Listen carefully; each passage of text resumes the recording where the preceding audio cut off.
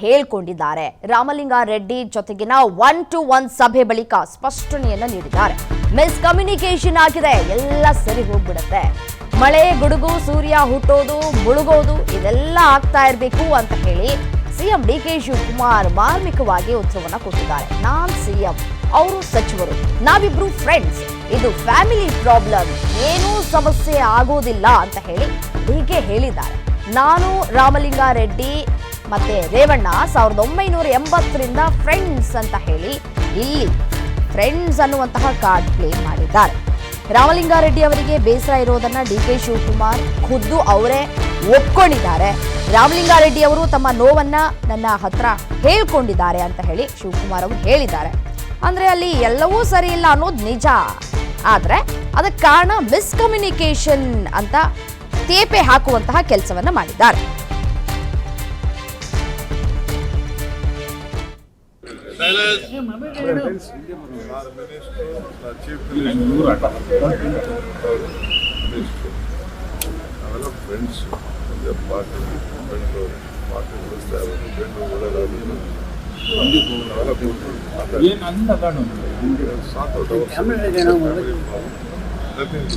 ಖಾತೆ ಬದಲಾವಣೆಗೆ ಒಪ್ಕೊಂಡಿದ್ದಾರೆ ಸರ್. ಖಾತೆ ಬದಲಾವಣೆಗೆ ಒಪ್ಕೊಂಡಿದ್ದಾರೆ ಸರ್.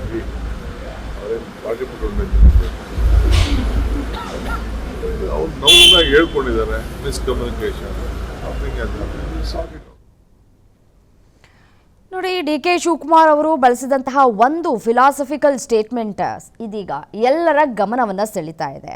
ನೋಡಿ, ಮಳೆ ಬರಬೇಕು, ಗುಡುಗು ಸಿಡಿಬೇಕು, ಸೂರ್ಯ ಹುಟ್ಟಬೇಕು, ಮುಳುಗಬೇಕು, ಇದೆಲ್ಲ ಪ್ರಕೃತಿಯಲ್ಲಿ ಆಗ್ತಾ ಇರಬೇಕು ಅನ್ನುವಂತಹ ಮಾತುಗಳನ್ನು ಆಡಿದ್ದಾರೆ. ಇದರ ಒಳಾರ್ಥ ಏನು ಅಂತ ಹೇಳಿ ನಾವು ಗಮನಿಸ್ತಾ ಹೋಗೋದಾದ್ರೆ, ರಾಜಕಾರಣ ಅಂದಮೇಲೆ ಏಳು ಬೀಳುಗಳು, ಸಣ್ಣ ಪುಟ್ಟ ಮುನಸುಗಳು, ಅಸಮಾಧಾನದ ಗುಡುಗುಗಳು ಸಹಜ.